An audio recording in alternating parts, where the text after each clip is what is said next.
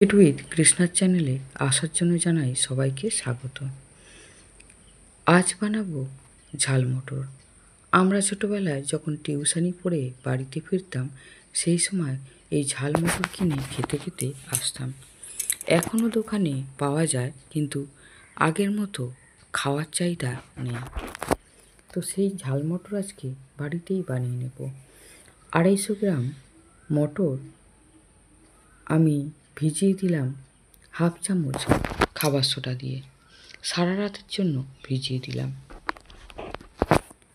এরপরে সকালবেলা ভালো করে ধুয়ে পরিষ্কার করে নিই। 5 থেকে 6 বার ভালো করে ধুয়ে নেব মটরগুলোকে। এরপরে একটা সাদা সুতির কাপড় ভালো করে মেঝেতে পেতে মটরগুলোকে জল থেকে ছেঁকে সুতির কাপড়ের উপরে ভালো করে মেলে রাখবো, যাতে মটরের মধ্যে একটুও না জল লেগে থাকে। এরপরে মাঝে মধ্যে উপর থেকে কাপড় দিয়ে মটরগুলোকে ঘষে ঘষে মুছে নেব। এরপরে গ্যাসের উপরে একটা কড়া বসিয়ে গ্যাস জ্বালিয়ে বেশ খানিকটা সাদা তেল দিয়ে মটরগুলো 2 মুঠোর মতো দিয়ে দেব।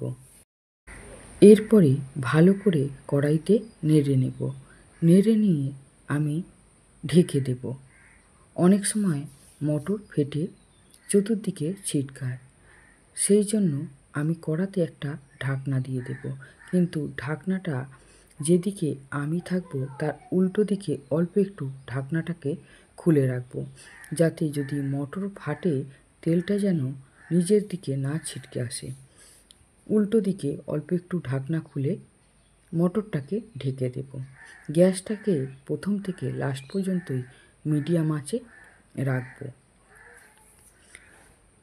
এরপরে ভালো করে মটর ভাজা হয়ে গেলে দেখবেন ভিতর থেকে কড়ার ঢাকনার ভিতর থেকে ফট ফট করে আওয়াজ হচ্ছে। সেই সময় গ্যাসটাকে অফ করে দেবেন। দিয়ে বেশ কিছুক্ষণ বাদে ঢাকনা খুলে মটরগুলোকে ছেঁকে নেবেন। ছেঁকে একটা পাত্রে নামিয়ে রাখবেন। এরপরে গ্যাস জ্বালিয়ে আবার একটু তেলটা গরম করে নিয়ে এরপরে আবার মটর দিয়ে দেবেন। দিয়ে একটু নেড়ে নিয়ে আবার ঢেকে নেবেন। এইভাবে সমস্ত মটর আমি ভেজে নিলাম। খেতে কিন্তু দারুণ হয়েছিল। দোকান থেকে যেরকম মটর ভাজা কিনে খেতাম একদম সেই রকমই মুচমুচে হয়েছে। আমি মটরগুলো সমস্ত একইভাবে ভেজে নিলাম। ভেজে নামিয়ে আমি যে মশলাটা বাড়িতে বানিয়ে রেখেছি, ধনে, জিরে, মৌরি সমস্ত কিছু শুকনো কড়াইতে ভেজে নিয়ে গুঁড়ো করে একটা কৌটোয় রেখে দিয়েছি।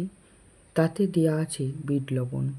তাছাড়া আমি বিট লবণ আলাদাভাবে দিয়েও ওই মশলাটা দেব। আর দেব একটু কাশ্মীরি লঙ্কা গুঁড়ো, যাতে দোকানের ঝাল মটরের মতো লাল সুন্দর দেখতে হয়। এরপরে ভালো করে মাখিয়ে নিয়ে চায়ের সঙ্গে বিকালে পরিবেশন করব। আমার ঝাল মটর যদি ভালো লাগে আমাকে একটা